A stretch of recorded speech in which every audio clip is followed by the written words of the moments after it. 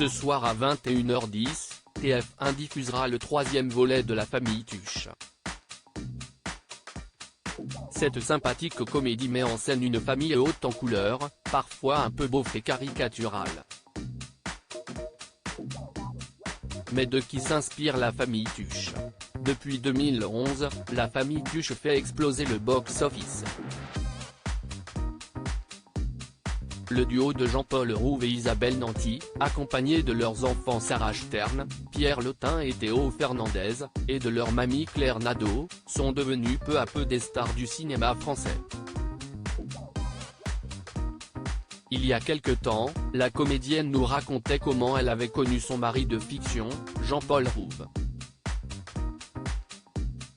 Et il se trouve que celle-ci était sa professeure de théâtre. Cela fait partie des joies et des bonnes surprises de ce métier. Quand j'ai été la professeure de Jean-Paul, j'étais toute jeune, explique-t-elle, avant d'ajouter, il aimait le grand théâtre, le théâtre sérieux et artistique, il avait bon goût. Il jouait très bien, dès la première minute.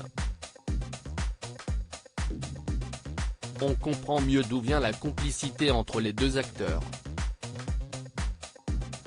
Leur famille est devenue emblématique d'un certain mode de vie français. Mais la fiction rejoint-elle la réalité?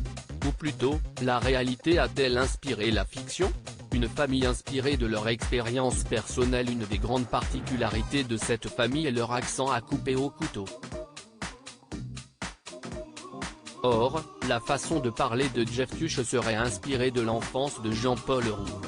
En effet, l'acteur aurait côtoyé ce phrasé alors qu'il vivait à Dunkerque lorsqu'il était enfant. Quand j'étais petit, j'entendais cet accent autour de moi, explique-t-il à Canal+.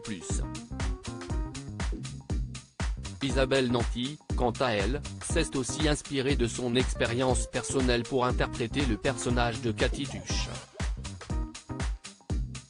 Elle aurait passé toute son enfance dans un village de la Meuse. Mon accent dans le film, si est-il l'accent de là-bas, celui que j'ai lorsque je ne fais pas l'effort de ne pas en avoir. Nos deux Tuches sont donc plus proches de leur personnage qu'on ne le croit.